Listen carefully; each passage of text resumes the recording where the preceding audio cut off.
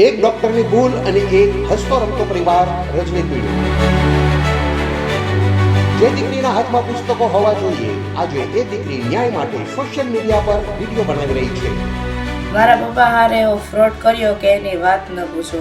મારા પપ્પાને કેન્સર હતું. મારું ભણવાનું પૂરું થઈ ગયું. ફીના પૈસા પણ નથી. ડૉક્ટરનું ભણતી હતી. મારે મજૂરી કરવાનો વારો આવ્યો. આ ડૉક્ટરનું લાયસન્સ સસ્પેન્ડ થવું જોઈએ. ભલે અમને મરી જવું પડે, અમારે ન્યાય જોઈએ. આ વાત છે એક લાચાર પરિવારની, જેનો આરોપ છે કે ડોક્ટરની બેદરકારીએ તેમનું જીવન નર્ક બનાવી દીધું છે. રાજકોટના મહાપૂજા ધામ પાસે આવેલી શિવ હોસ્પિટલ અત્યારે વિવાદોના ઘેરામાં છે. આરોપ છે ડોક્ટર કામિલ રાજપરી પર. મહાપૂજા ધામ ચોક શિવ હોસ્પિટલ, ડોક્ટર કામિલ રાજપરી. ખાલી જો મારા ઘરવાળાને છે ને ઓઠે ચાંદી જતી ને એમ કીધું કે બેન નોર્મલી સર્જરી કરવાની છે, અને અંદર જઈ અને પેલા તો 50,000 ની જ વાત થઈ હતી ને અંદર લઈ ગયા પછી કે હવે આપણે કેન્સર આવ્યું, કેન્સરનું ઓપરેશન કરવું પડશે ને 4 લાખ રૂપિયા થાય. તોય મેં આ પાડી દીધી કે વાંધો નહીં, હાજા થઈ જાય ને તો કાંઈ વાંધો નહીં એમ. પણ ઓપરેશન કરાવ્યું 1 વર્ષ ને 1 મહિનો થયો તોય હજી કાંઈ સારું નથી. ખાઈ શકતા નથી, પી શકતા નથી ને હાલી શકતા નથી એમ. તો હવે તો જઈને અમે થાકી ગયા તો ત્યાં જઈએ તો હવે કાંઈ સરખો જવાબ આપતા નથી અને એમ કે અમારે હોસ્પિટલે આવવું નહીં. મારે એક છોકરો ને છોકરી છે, મેં મારી છોકરીને ભણતી હોત ઉઠાડી લીધી. હવે મારી પરિસ્થિતિ નથી એને ભણાવવા જોઈએ.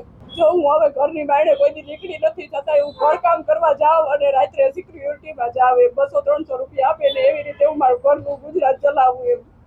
અને એ ડૉક્ટર તો હવે કાંઈ જવાબ જ દેતા નથી એમ. છતાંય હવે 2-3 વખત ગયા ને તો અમારા ઉપર દાવો કરવાનું કહે કે હવે આવશો તો હું તમારા ઉપર દાવો કરી દઈશ. આરોગ્યમાં ગયા બીજે તો જો વકીલ રાખવાનું ઓલું રાખવું એવી મારી કાંઈ પરિસ્થિતિ નથી અને અમને કોઈ પોલીસવાળા કે કોઈ કાંઈ જવાબ દે નહીં. અમે જઈએ ને તો મારા ઘરવાળાને હાજો કરી દે, બીજી મારે કાંઈ જરૂર જ નથી એમ. એને હાજા કરી દે, એ કામે ચડી જાય ને જો ડૉક્ટર કીધે કાંઈ ભૂલ થઈ હોય તો એને હરખી સર્જરી કરી દે, બીજું કાંઈ નહીં. બીજું ડૉક્ટરના કરમ જાણે. હું બીજું કાંઈ પૈસા લેવાની કાંઈ વાત જ નથી કરતી. હરખું એને ઓપરેશન કરી અને એને હાજા કરી દે, એક જ મારી માંગ છે, બીજી કાંઈ મારી માંગ છે નહીં. ઘણું દુઃખ થાય, રોજ ઓલું કરીએ પણ રોજ કોને બતાવવા જાવું? કોઈ તો કાંઈ સાથ સપોર્ટ કરવા રોજ તો આપણી ઘરે આવે નહીં. મારી છોકરી રોજ રોવે, મારો છોકરો રોવે કે મમ્મી મારે ભણવું, મારે ડૉક્ટર બનવું, પણ હવે મારી એવી કાંઈ પરિસ્થિતિ નથી કે હું મારા છોકરાને ભણાવી શકું એમ.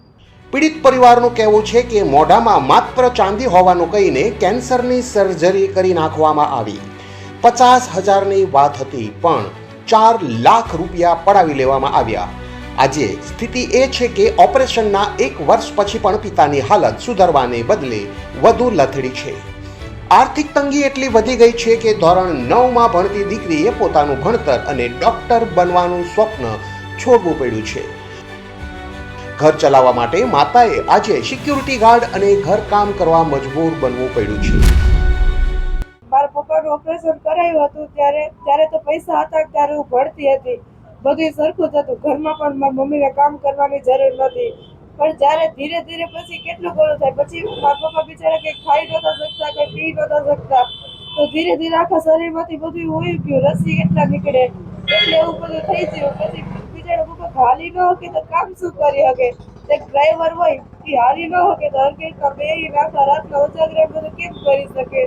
તો પછી બહુ મારે કેટલું બોલું કરવું. આમ ડૉક્ટર એમ કહે કે કોઈ જવાબ નથી આપતા. પછી અમારે કંઈક તો કરવું કે ભાઈ, મારા મમ્મી કેટલું કામ કરી શકે? એટલે પછી મેં વિચાર્યું કે જે વિડીયો મૂકું તો કોક ઓલું કરે તો મારા પપ્પાને કંઈક તો સારું થાય, કંઈક તો ઓલું થાય. હવે ભણવાનું હતું તો મારી મમ્મી ઘરનું કેટલું બધું કરે કે પછી મારે ભણવાનો ખર્ચ પડે, કેટલું કરવું? હવે પછી આગળ તો મારે એક ડૉક્ટર બનવું હતું, પણ પૈસા જ ન હોય તો ભણવાનું મૂકી દેવું. અને ભણવાનું આપણે એટલું ગમતું હોય તો મૂકી દેવાય તો કેટલું દુઃખ થાય. મારી માંગ એટલી જ છે કે બસ હાજા કરી દો મારા પપ્પાને, એટલે જીરીક આગળ મારા ઘરના કંઈક પરિસ્થિતિ સારી થાય. બિચારી મારી મમ્મીને તો કંઈક ઓલું થાય, એ આખી રાત હું જોઉં કે આખી રાત એ કામ કરે તો કોઈ દી હરખો આરામ તો કરી શકે, તો બિચારીને તો કંઈક ઓલો આરામ મળે એટલી જ માંગ છે. બસ હવે હું કરી દો. દુઃખ તો બહુ થાય પણ હવે કોને કેવું કોને ન કેવું. આ પરિવારે રાજકોટ મહાનગરપાલિકામાં ફરિયાદ કરી પણ કોઈ ઉકેલ ન આવતા અંતે સોશિયલ મીડિયાના માધ્યમથી મુખ્યમંત્રી અને પ્રધાનમંત્રી પાસે ન્યાયની ગુહાર લગાવી છે.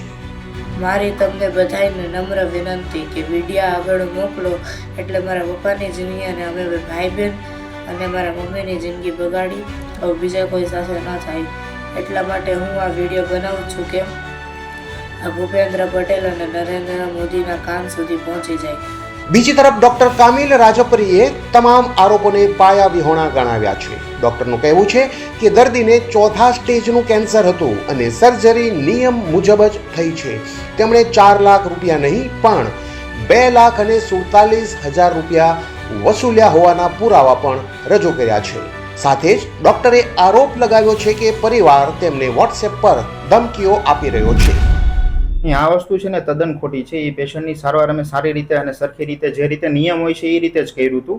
પેશન્ટનું ઓપરેશન અમે લોકોએ મોઢા અને જડબાના કેન્સર માટે કર્યું હતું, જેની અંદર આ સીટી સ્કેનનો રિપોર્ટ છે. આ સીટી સ્કેનનો રિપોર્ટ હું એમને આપી દઈશ જોવો હોય તો. આની અંદર લખેલું આમાં છે જ કે કેન્સરની આકાર કેવડો મોટો હતો, અને પેશન્ટની બાયોપ્સીનો રિપોર્ટ પણ મારી પાસે છે, જે આપણે રાજકોટ કેન્સર સોસાયટીમાં કરાયો હતો, અને એને 4થા સ્ટેજનું કેન્સર હતું જે હતું એ. અને એમાં પ્લાસ્ટિક સર્જરી અને જે રીતે નિયમ પ્રમાણે ઓપરેશન થવું જોઈએ અને એની સારવાર થવી જોઈએ એ રીતે થયેલ છે. એ જે આપણે ઓપરેશન કર્યું છે એ બધી ચકાસણી સાથે જ કર્યું હતું. એ પેશન્ટની અંદર અમે લોકો લાઈવ બાયોપ્સી એટલે કે ફ્રોઝન સેક્શન કરીને પણ કર્યું હતું, જે અમે તમને બાયોપ્સીનો રિપોર્ટ આપશું એની અંદર બધી વસ્તુ મેન્શન કરેલી જ. ઓપરેશનમાં ખર્ચો એમને 2.5 લાખ રૂપિયાનો થયો હતો. જે બેન વાત કરે છે 4 લાખ રૂપિયાનો, એવો ખર્ચો થયો નહોતો. અને એ બેન એકચ્યુઅલી એ વખતે હતા જ નહીં આખા પિક્ચરમાં. ના એના બોડીમાં કોઈ જગ્યાએ એવા કંઈ રસી ફેલાણા નથી. એ વસ્તુ તદ્દન ખોટી છે. બરાબર, અમુક ટાઈમે માઇનર એવું ઇન્ફેક્શન કે કંઈ રહેતું હોય છે, બાકી એના બોડીમાં એવા કોઈ રસી ફેલાણા નથી. અત્યાર સુધી મેં જે પણ સારવાર કરી છે યોગ્ય કરી જ છે. અને જ્યારે એમનું ડ્રેસિંગ કરવાની જરૂર હતી ત્યારે મેં એમને બોલાવીને ડ્રેસિંગ કરવા માટે કહેલું હતું, પણ પેશન્ટ ક્યારેય ડ્રેસિંગ કરવા માટે આવ્યું નથી. એ દર 2-3 મહિને આવે છે ખાલી બતાવવા માટે, બાકી ક્યારેય ડ્રેસિંગ કરવા માટે આવતું નહોતું.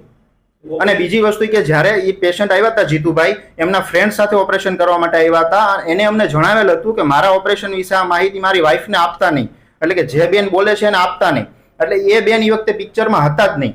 અમારી પાસે જે કન્સન્ટ ફોર્મ છે એની અંદર પણ એ બેનનું નામ કોઈ જગ્યાએ નથી. એમના ફ્રેન્ડે જ સાઇન કરી છે કન્સન્ટ ફોર્મમાં પણ, જે અમે ઓપરેશન પહેલા કન્સન્ટ લેતા હોય એની અંદર. અત્યારે એમની જે કન્ડિશન છે એ સારી જ છે અને એમાં ફરીથી કઈ ઓપરેશન કરવાની જરૂર લાગતી નથી. લાગશે તો આપણે જોઈ લેશું, જો થતું હશે તો કરી આપશું. સિવિલ હોસ્પિટલની અંદર કોઈ પણ કાર્ડ ચાલતું નથી. અહીંયા પીએમજે કાર્ડ ચાલતું નથી. અને મેં પેશન્ટનું જ્યારે ઓપરેશન કર્યું હતું ત્યારે મારું નામ પણ પીએમજે કાર્ડમાં હતું જ નહીં. એટલે હું કોઈ પણ જગ્યાએ પીએમજે કાર્ડમાં ઓપરેશન કરી શકું એમ હતો જ નહીં. એ વખતે મારું નામ પછી જ પીએમજે ની અંદર ચડ્યું છે. આમાં કેવું હોય છે કે મારું કામ ખાલી સર્જરી કરવાનું હોય છે. સર્જરી પછી અમે લોકો પેશન્ટને રેડિયેશન માટે એના અલગ સેન્ટર માટે મોકલી દેતા હોઈએ છીએ.